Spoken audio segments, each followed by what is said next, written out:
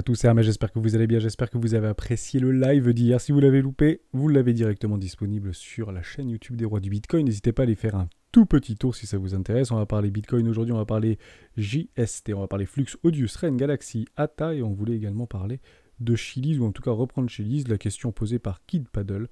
La World Cup est-elle déjà pricée côté Chiliz? On répond à cette question maintenant. Avant de commencer, je vous invite toujours à rejoindre le Discord des Rois du Marché. Lien dans la description. Vous y trouverez à l'intérieur une documentation qui s'appelle la stratégie des 4 rois. N'hésitez pas à l'utiliser, vous en imprégner, vous en inspirer pour vous aussi trouver votre propre style d'investissement, que ce soit sur le court, moyen ou long terme. Kouz, qui nous partage très régulièrement sur le Discord des Rois du Marché onglet analyse graphique et chartiste, les poches de liquidité très court terme que potentiellement le marché peut aller chercher ou les échangeurs ou les market makers peut aller éventuellement les aspirer, les liquider si vous voulez. On en a quelques-unes aux alentours des 19 300 $, 20 000 $, et également 18 000 $, voire sous les 18 000 $. Vous avez des énormes poches de liquidité. Mais quand on regarde ça d'un point de vue micro, avec des toutes petites time frames, ça n'a pas de sens en réalité pour les investisseurs et je vous montre pourquoi. Et on prend du recul dans cette vidéo. Plus en réalité on est en train de comprimer le cours, plus on contracte la volatilité, plus on rentre et on a tendance à rentrer dans des toutes petites time frames. Et ces bougies peuvent paraître importantes en réalité. Ces petites bougies de chasse à la liquidité complètement logiques peuvent paraître importantes. 1%, 2%. Bitcoin nous a habitués à bien mieux, comme vous pouvez bien sûr l'imaginer. On peut regarder en prenant un tout petit peu de recul, ça représente quoi? C'est 20 300 $, enfin 20 000 $, 19 300 $, 18 000 $. Bon, bah on se met en weekly et on regarde. Donc 19 300 $, c'est ici. 20 000 $, ici. 18 000 $, ici. Vous avez compris à peu près l'idée. Ok. Par contre, on voit des choses en weekly qui sont très importantes par rapport à cette contraction, cette contraction au niveau de la volatilité. C'est qu'on a des choses sur le RSI, notamment 14 périodes, qui sont en train de se positionner devant nos yeux. Toujours pareil, un énorme triangle ici de contraction. Bon, le jour où il casse celui-là, ça va faire mal. On devrait avoir beaucoup de volatilité et une résolution soit haussière, soit baissière, qui pourrait nous envoyer plus bas que terre. Dès lors, 30 000 $, 15 000, 14 000 $ à peu près, on peut l'imaginer à peu près comme ça. Vous avez la même chose sur notre RSI en 21 périodes et également sur le market cap total, vous l'avez exactement la même situation. Vous avez des énormes triangles de contraction. Généralement, c'est violent ce type de triangle de contraction. Vous les avez ici aussi, juste là. En 2018, rappelez-vous, on avait perdu 50% au niveau de notre RSI. Et quand on regarde ça, on se dit, bon, bah, on a déjà fait le boulot, j'ai envie de vous dire. Sait-on jamais? Point d'interrogation. Vous en avez d'autres, des triangles de contraction. Juste ici, vous avez un magnifique triangle de contraction. Donc, on va le reprendre ensemble lors de sa résolution. C'était le 8 juin, la semaine du 8 juin 2015. On va mettre un tout petit filet là-dessus. Comme ça, on va le regarder ensemble. Qu'est-ce que ça donne en termes de résolution? Donc, celle-là, vous la connaissez, moins 50%. Celle-là, vous la connaissez peut-être un petit peu moins. Mais pour le coup, les indicateurs techniques fonctionnaient très bien. Et on est parti chercher violemment en haut de range. Donc, on a pris à ce moment-là, grosso modo, 41%, 50%, à peu près 44% d'augmentation. Si on prend 44%, 30% d'augmentation, ça nous renvoie aux alentours des 25-27 000 $, bien évidemment, ou 28 000 $, 30 000 $ si on peut éventuellement arrondir. Donc c'est à peu près ce qu'on attendra de cette résolution, mais bien évidemment, on ne connaît pas l'avenir. Et jusqu'à preuve du contraire, bien qu'on nous sommes actuellement dans une zone de rechargement d'achat long terme, voire très long terme, on peut très bien aller chercher de la liquidité d'abord au nord pour après aller chercher la liquidité au sud et vice versa, comme vous pouvez bien sûr l'imaginer. Côté order flow, il y a des choses qui sont aussi intéressantes. On est encore extrêmement leveragé. Vous voyez, quand on passe en 1 heure, voire en 4 heures, on ne voit pas du tout les mêmes choses que sur des toutes petites time frames. Ça bouge très très peu. On fait que de la chasse à la liquidité, mais c'est relativement plat en réalité. On essaye de mettre des leviers de plus en plus importants. Et je vous avais fait cette toute petite exercice, notamment sur Ethereum, dans les toutes petites time frames, notamment hier en 4 heures. Et on peut les jouer en réalité, ces setups. On en avait pris un ici par rapport à une toute petite divergence en 1 heure qui avait été confirmée juste à la clôture au-dessus de cette bougie précédente. Juste là, on prend le trade. Derrière, on se fait éclater la tronche. Et il y avait une poche de liquidité, une zone de liquidité de long complètement logique en dessous de ces précédents lots. Et un trade pouvait également être pris aux alentours des 1260 $. Donc exactement quasiment le ping au niveau de mon trade précédent. Vous le prenez ici, puis derrière, hop, on commence à rebondir. Et vous avez un magnifique trade, donc on en avait parlé hier dans le live, c'était ici sur les 1280 $, avec un stop en dessous de la précédente structure historique, donc bottom de marché, et d'aller chercher des ratios de 1 pour 1 qui nous renverraient très exactement à 1700 $, au-dessus d'une zone de rechargement de vente logique court terme est bien éloigné d'un premier arrêt de tout le précédent mouvement, parce que plus on dézoome et plus vous voyez ça que c'est minuscule, mais ça fait quand même plus ou moins 30% à la hausse ou à la baisse. Ça fait quand même des jolis rendements si celui-ci est gagné. Je précise quelque chose de très important, et je pense que c'est capital pour tous les jeunes traders amateurs. Je vais me remettre ici dans une petite time frame, et on va prendre en réalité ces 3 trades qui se succèdent finalement. On peut prendre les 3, on peut éventuellement les regarder. Donc je suis trader, j'ai toujours la même dynamique et la même mécanique. Je veux mettre 250$, mon levier est pas catalysé par rapport au montant que je veux mettre, pas par rapport à l'argent que je veux gagner ou à l'objectif de prix que je veux avoir, mais par rapport au montant que je viens investir. Donc si j'ai entre guillemets un setup qui me donne un risque-récompense de 3% à la baisse et, je vais dire une bêtise, 12% à la hausse. Ma position n'est pas mon pourcentage ou mon levier n'est pas calculé par rapport à ce que je veux gagner, mais par rapport aux 250$ que je veux y investir. Si vous voulez perdre 250$ sur un risque-récompense à la perte de 3%, ben vous faites généralement levier x33. Si finalement c'est plus 3%, mais ça représente 4,7%, et ben à ce moment-là, si vous êtes prêt à perdre 1% de votre capital qui correspond à 250$, votre levier va s'équilibrer et va s'orienter en fonction du montant que vous êtes prêt à perdre. Et c'est toujours la même chose. Que ce soit celui-là, 250$. Que ce soit celui-là, 250$. Que ce soit celui-là, 250$. Et les risques et récompenses ne sont bien évidemment pas les mêmes. Ok ? Et ça, c'est super important. C'est pas parce qu'on perd un trade qu'on va doubler. C'est pas une martingale, le trading. Parce que la martingale, sinon, à la fin, elle vous amène à la faillite. Généralement, c'est comme ça que ça finit. Donc faites très attention, c'est 100 trades, 1% du capital, 250€ par trade. Les leviers sont catalysés pas par rapport au montant, mais par rapport au risque récompense que vous allez générer sur votre setup, tout simplement. Et ça varie beaucoup. On ne dit pas, je suis prêt à perdre 2% à chaque fois. Ça marche pas, ça marche rarement en réalité. Donc on va chercher des outils, nos indicateurs techniques, RSI, Ichimoku Kinkoyo, des imbalances, possiblement des déséquilibres. On en avait d'ailleurs un juste ici, à peu près en 4 heures, sur les 1243$. Donc le stop le prend complètement sans aucun problème. Donc il faut vraiment avoir cette mécanique-là quand vous voulez en réalité vous imprégner, vous exposer en tant que trader.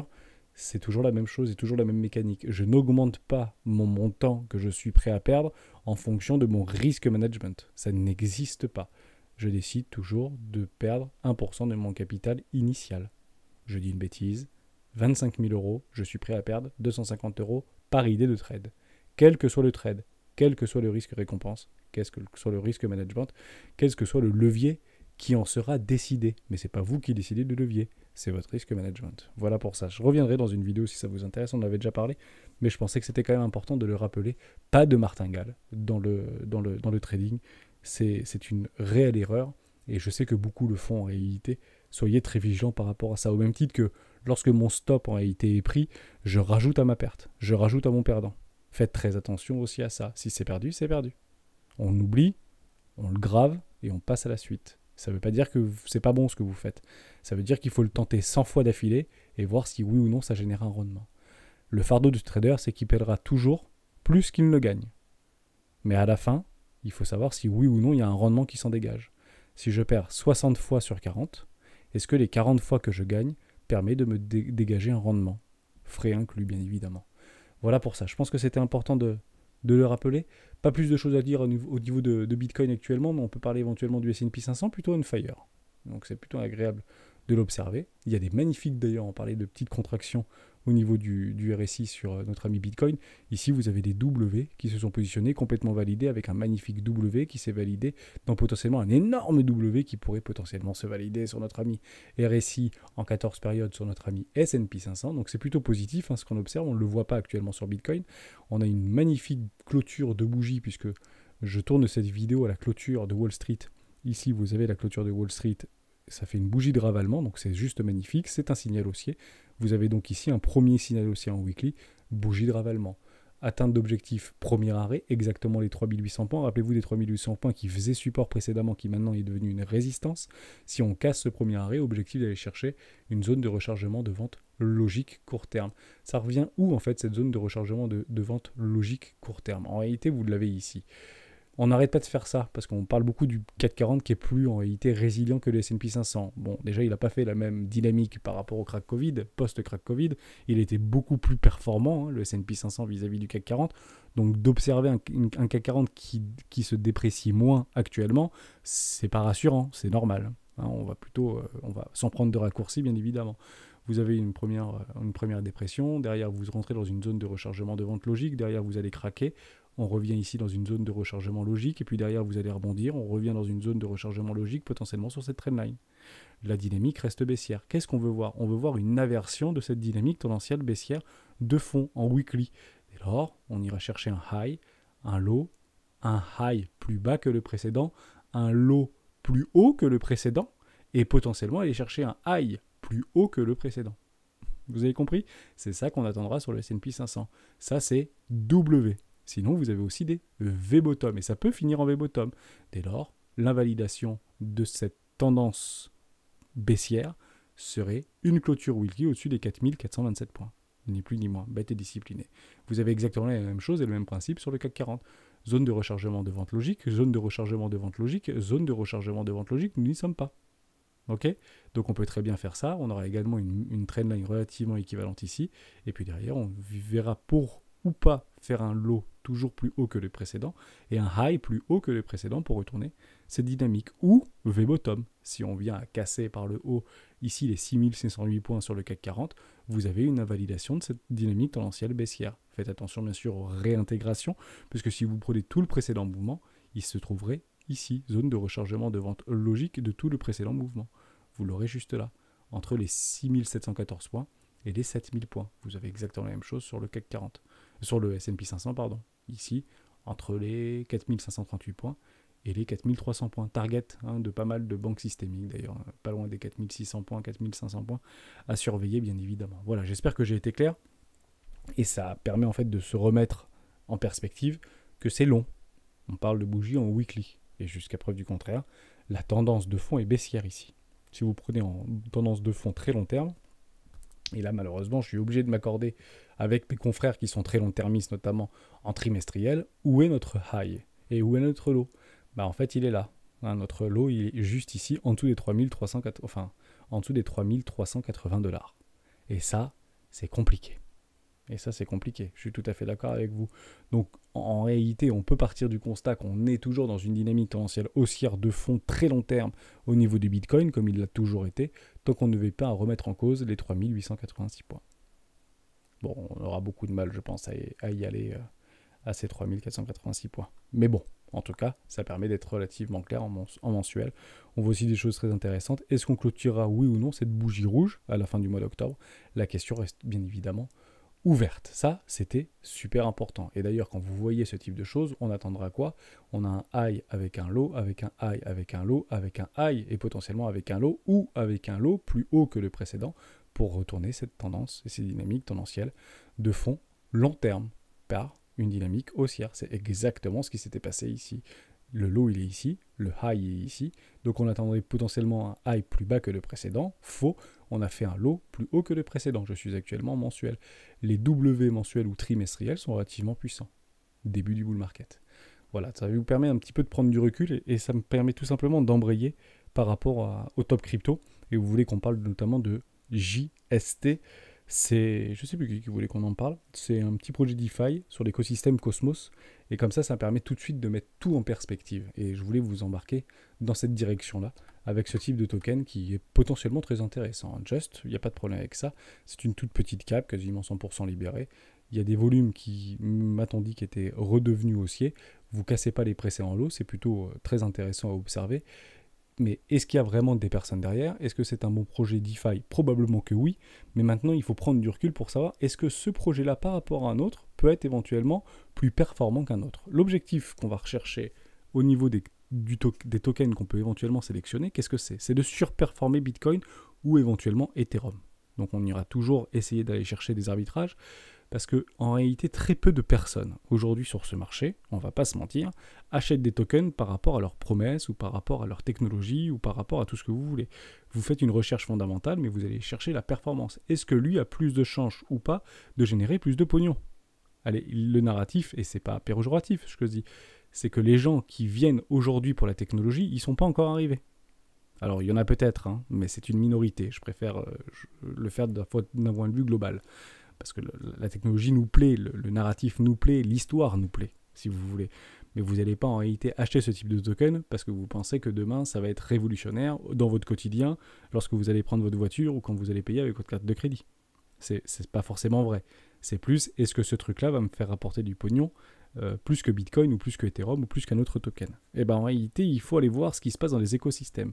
Et là, vous allez commencer à avoir un petit peu mal à la tête. Si on prend l'écosystème Cosmos, voilà tout ce qui s'y passe à l'intérieur de l'écosystème Cosmos. En sachant que Cosmos a déjà perdu peut-être 80% ou 75% de sa valorisation depuis ses précédents sommets, pas de problème. Mais quel token à l'intérieur de ce truc va potentiellement, ou quel projet autour de ce truc va potentiellement surperformer Atom Cosmos? C'est pas évident en réalité à trouver, même au niveau du narratif. Vous prenez Polkadot, quel token ici va surperformer Polkadot? Est-ce qu'on les achète tous? Est-ce qu'on en achète 10%? Est-ce qu'on va regarder chaque projet à l'intérieur même de cet écosystème? Est-ce que Ontology, qui est aussi sa propre blockchain, va pouvoir surperformer ou pas Polkadot? La question reste ouverte. Ontology a aussi des tokens qui gravitent autour de son écosystème. Vous en avez plein d'autres. Vous avez Aptos qui vient d'arriver actuellement sur le marché et qui est plutôt résilient pour le coup. Il ne s'est pas complètement craché, mais il faudra être patient. On est quand même dans une dynamique baissière.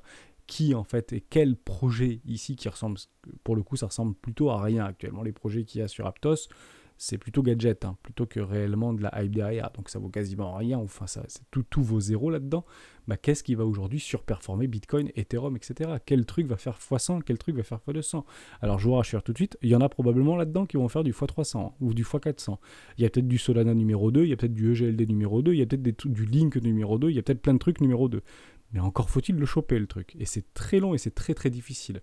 Vous avez aussi d'autres écosystèmes comme Casper. On parle de Aptos, parlons de Casper. Quel projet là-dedans va potentiellement superformer Casper déjà en lui-même et d'autres projets, de d'autres technologies, d'autres blockchains et de d'autres écosystèmes? C'est extrêmement compliqué. Donc derrière, vous avez aussi Avalanche. Avalanche, on en parle de moins en moins, alors que c'est un très bon projet qui fait partie d'un écosystème relativement vaste. Quel projet à l'intérieur de là-dedans va sur... Vous avez compris un peu la mécanique? C'est compliqué. C'est compliqué. Oui, aujourd'hui, on parle de près de 20 ou 25 000 projets cryptoactifs, entre guillemets, référencés. Alors, vous avez beaucoup de redites, parce que beaucoup d'interopérabilité, etc. Donc, ça, plus vous en avez, plus ça fait joli. Sur Twitter, vous connaissez l'histoire. Chainlink, il est partout. C'est normal, c'est un oracle, pour le coup. Mais dans l'idée, voilà ce qu'il faut regarder. Quel projet va, oui ou non, surperformer? Si vous êtes long terme, si vous êtes investisseur, partez du principe que 95% de ces projets n'existeront pas dans les 5 prochaines années. Alors, ils existeront peut-être, ça tournera peut-être encore, mais ça vaudra proche de zéro. Mais ça ne veut pas dire qu'entre-temps, ça n'aurait pas fait x300. Est-ce que vous comprenez cette mécanique? C'est difficile. Si vous êtes trader, vous pouvez éventuellement aller les chercher, mais c'est très difficile pour un trader d'aller chercher des tokens qui sont très peu liquides. Les traders expérimentés vont généralement sur Ethereum, éventuellement sur Bitcoin, ou plutôt sur les indices, Nasdaq, S&P 500. Et c'est ça la vérité. Vous voyez ce que je veux dire? Donc si vous êtes trader, vous ne pouvez pas regarder ces projets-là. Ça ne vous intéresse pas. Si vous êtes investisseur et potentiellement holder. Et on attendra quoi? Un retour de la dynamique interne. Parce que si vous achetez n'importe quel token, je réponds comme ça à JST qui fait partie de l'écosystème Cosmos, je te réponds directement. Nolan, je crois que oui c'est ça, c'est Nolan qui m'avait posé la question. Part du principe que ça ne peut strictement rien faire ou faire x200, mais dans 3 ans n'existe plus. Parce que d'autres projets vont potentiellement le remplacer. Il faut vraiment rentrer dans l'hyper détail, essayer de comprendre la vision des fondateurs, qui est derrière, pourquoi il l'a fait, c'est quoi son truc, est-ce que tu regardes des interviews de fondateurs ou de COMEX entre guillemets ou du comité de direction, même si c'est décentralisé et puis il n'y a pas vraiment et c'est une gouvernance plutôt mutualisée, mais il faut vraiment regarder qui est à l'origine et quel problème il résout. C'est ça le truc, quel problème il résout. Voilà.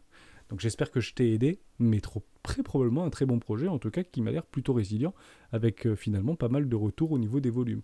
Mais si vous regardez au niveau des volumes, au niveau de Bitcoin, de notre ami Bitcoin, sur les contrats futurs, notamment sur Bybit par exemple, on peut le regarder, mince, c'est pas ça que je voulais faire, sur Bybit, et coucou, vous avez des volumes qui sont juste délirants actuellement. Voilà, vous les avez là, hop, on va passer en journalier ou peu importe. Voilà les volumes qu'il y a actuellement. Enfin, c'est des volumes qu'on n'avait jamais vus en réalité sur l'USDT. Sur Bybit. Sur Binance, c'est la même chose. Sur BitMEX, c'est la même chose. Vous avez des records de volume sur ces niveaux de prix, donc ça bataille sévère actuellement. Donc c'est normal qu'on peut retrouver dans des périodes d'accumulation ou de réaccumulation beaucoup de volume, ou en tout cas un retour des volumes. Plus ça range, plus ça combat, plus la volatilité se contracte, et plus les volumes s'alimentent et se multiplient, bien évidemment. Voilà pour ça. Donc j'espère que je t'ai aidé. On parle de Flux toujours, hein, très intéressant. Flux pour moi, il n'y a pas de problème avec ça. Ça me fait penser aussi un petit peu à Casper ou à d'autres projets comme alors ça n'a rien à voir, mais par rapport à la technique ou chartiste, vous avez ici Flux. Flux, c'est un des projets qui est 100% miné en réalité sur de la preuve de travail. Donc il y avait pas mal de mineurs de Flux dans le Discord, pourquoi pas. Derrière, vous avez un magnifique W Weekly juste ici. Derrière, on commence à partir, on vient chercher, je pense, très proche en premier arrêt, et on est en train de faire le pullback. Tout simplement, donc beaucoup de projets, donc KNT, qu'on le répète souvent, vous en avez d'autres, hein, Avax, Chili's ou d'autres trucs comme ça, ou Atom Cosmos fait à peu près la même chose si vous voulez. On va potentiellement chercher le pullback pour structurer des magnifiques W en mensuel, ce qui serait plutôt très intéressant. On est sur des toutes petites capitalisations, c'est 300 millions de dollars, 63% des tokens ont été minés, non pas distribués, mais minés. Donc c'est un petit peu comme Bitcoin si vous voulez, mais c'est clairement peut-être un très bon challenger par rapport au Web.3. C'est vraiment des tokens de Web.3. Je recommande, il n'y a aucun problème avec ça. D'ailleurs, il a été listé sur pas mal de gros exchanges maintenant, me semble-t-il.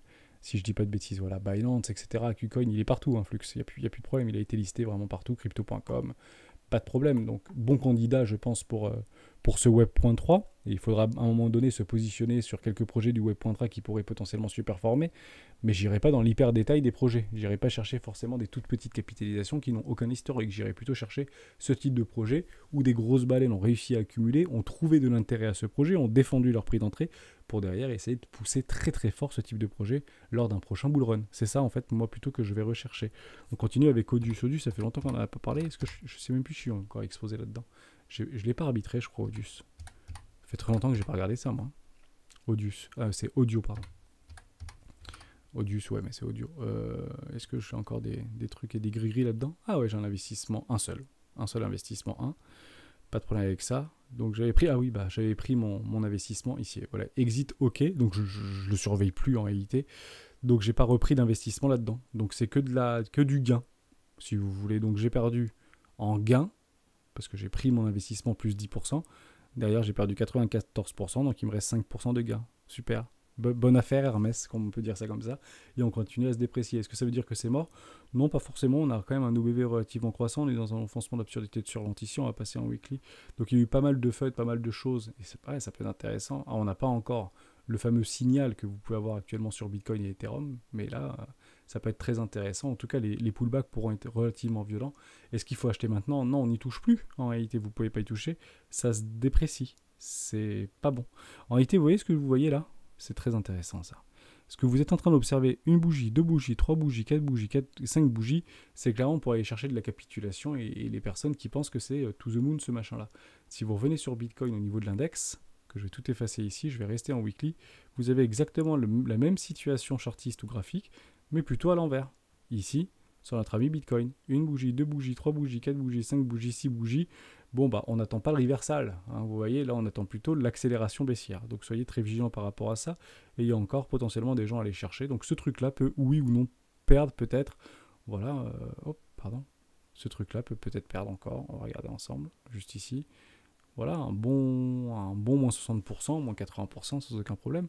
Donc c'est difficile. Donc on n'holde pas notre perte et on n'ajoute pas notre perdant. On attendra bien sûr des structures en W Weekly, une latéralisation, un encéphalogramme plat par rapport à ce type de token. Mais j'aime beaucoup Odius. Bon, vous allez me dire, 10 heures, ça se casse un peu la tronche. Donc solution de streaming audio décentralisée, 80 millions de market cap. Aujourd'hui, ça doit être beaucoup moins. Ça doit être un tout petit projet maintenant, Odius. Ça doit plus valoir grand-chose. Audio. On peut regarder ça ensemble.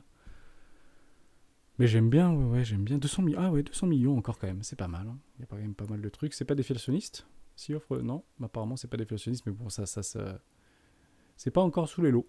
Hein, on a encore de la marge, un tout petit peu de marge, donc est-ce que ça va commencer à être racheté ou pas? Est-ce que des volumes acheteurs vont se présenter sur ce type de token? C'est pas complètement impossible, hein. Peut-être qu'on est qu'au début de quelque chose, puisque c'est pas si ancien que ça.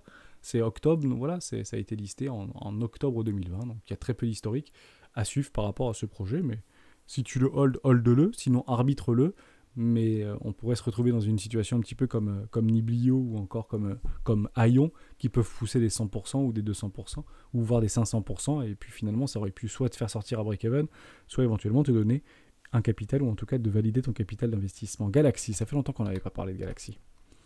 Gal, vous vous rappelez, c'était le projet plutôt intéressant qui avait été listé en grande pompe sur Binance. Qu'est-ce qui s'est passé sur Gal depuis donc toujours pareil, Web.3, c'est incroyable, ça va révolutionner tout le truc, on peut regarder ensemble.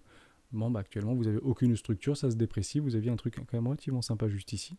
Ici, vous aviez piégé un petit M dans un W. Est-ce qu'on a eu notre ratio de 1 pour 1? Parce que c'est ça les W en réalité, c'est des ratios de 1 pour 1. Donc on va regarder ça ensemble tout de suite.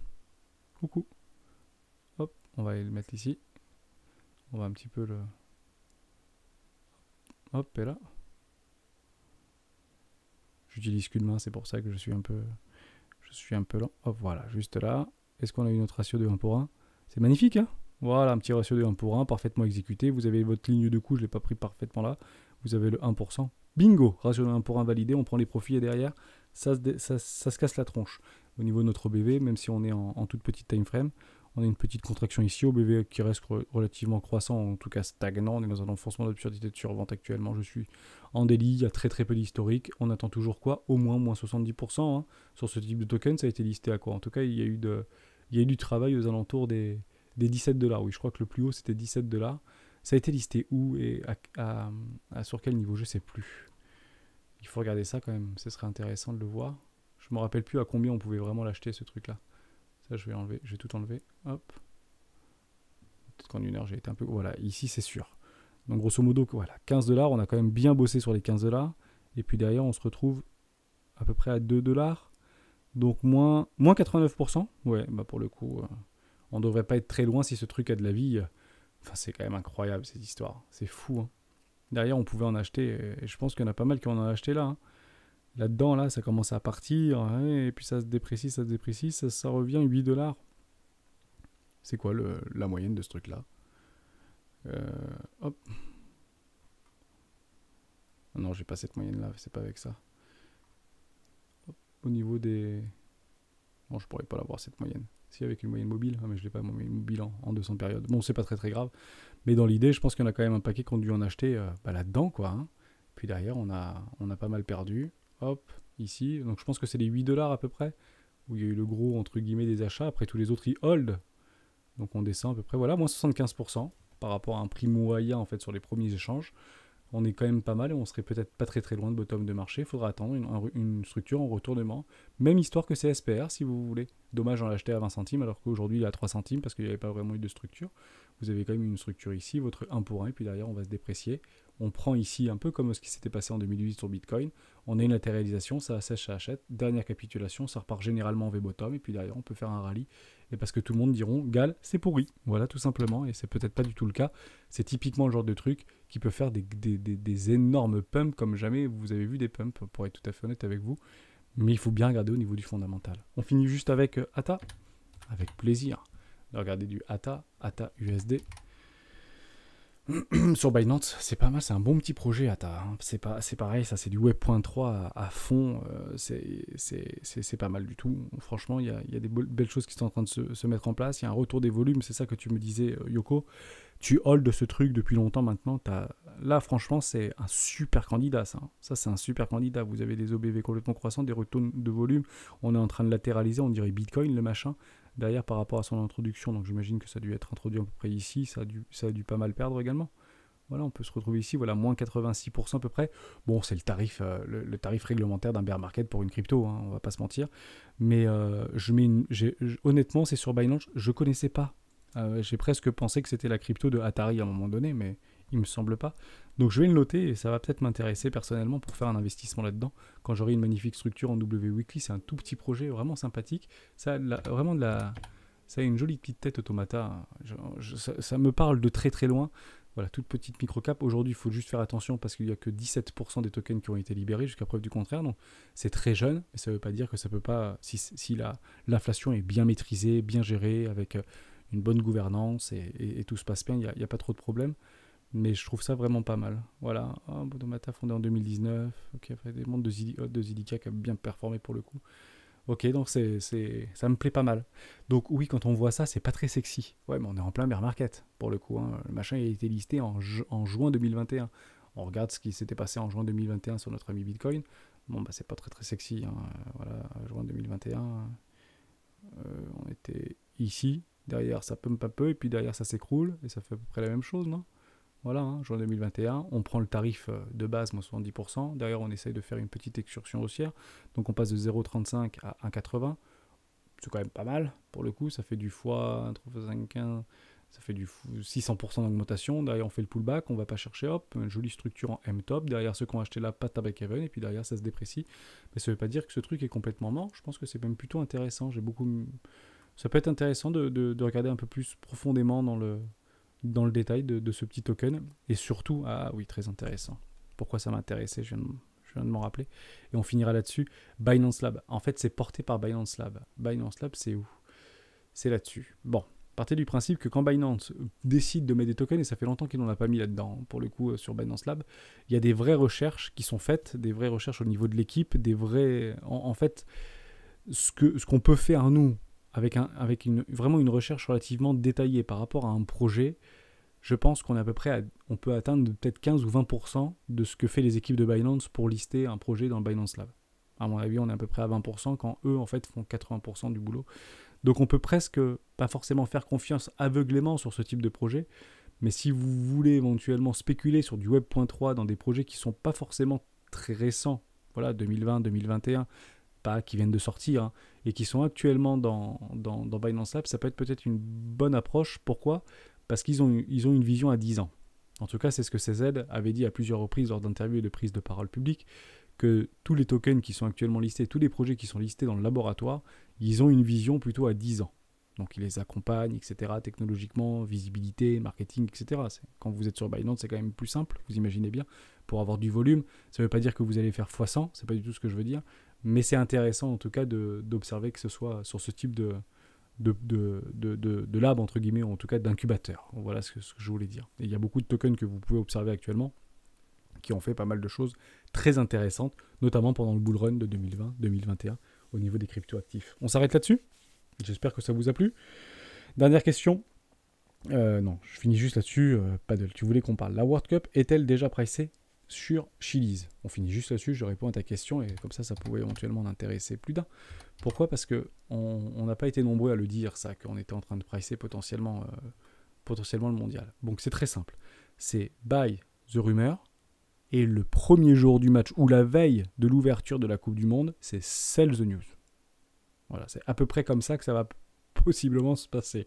Donc il y aura beaucoup de volatilité, je ne sais pas où Chiliz sera, mais je le dis, je l'aurais dit et je l'ai souvent dit, mes Chiliz, je croise les doigts pour que ça me donne mon TP1, et je sais que beaucoup d'entre vous ont eu leur premier TP sur Chiliz, mais j'espère que j'aurai mon TP1 avant le coup d'envoi du premier match de l'ouverture de la Coupe du Monde 2022 au Qatar. Voilà pour ça, généralement, c'est buy the rumor, sell the news, tout simplement, parce que je vous prends en fait, et je vous explique pourquoi c'est extrêmement simple. Les gens qui ont acheté là-dedans, et il faut de la force pour retourner un marché comme ça, il ne faut pas croire. Hein. Il faut vraiment avoir de la force, il faut vraiment avoir de l'argent, parce que ce n'est pas un tout petit token Chiliz. Bon, derrière, vous repoussez le token. À quel moment vous vendez? Comment les gros qui achètent ici revendent leur token? Eh bien, ils n'ont qu'une seule solution. Ils ne peuvent revendre leur token que quand on est en plein dans la lumière. Donc, Coupe du Monde 2022 au Qatar, eh ben, le Chili sera probablement mis en avant, mis en lumière, et ces grosses baleines vont pouvoir en fait déverser leurs tokens qu'ils ont achetés ici aux mecs qui vont voir Chiliz lors de la Coupe du Monde, tout simplement. Donc le public qui va voir Chiliz pour la première fois, qui vont télécharger des applications, il y aura probablement plein de petits trucs, des petits jeux, des airdrops, je ne sais pas trop ce qu'il va y avoir, mais il y aura peut-être beaucoup de choses autour de Chiliz, et bien à partir du principe que ces gros-là vont distribuer là-dedans. Et généralement, dans une zone de rechargement, de vente logique, moyen, long terme, évidemment. Merci à toutes et à tous d'avoir suivi cette vidéo jusqu'au bout. Ça se passe toujours comme ça sur les marchés financiers, soyez-en persuadés. Et c'est pour ça que je m'accorde à dire qu'on n'est peut-être pas très loin, en tout cas d'une jolie respiration, pas forcément d'été, peut-être d'automne et pourquoi pas d'hiver. Sait-on jamais, soyons patients. Et on se retrouve lundi dans une vidéo d'actualité dans les rois du Bitcoin. Ciao.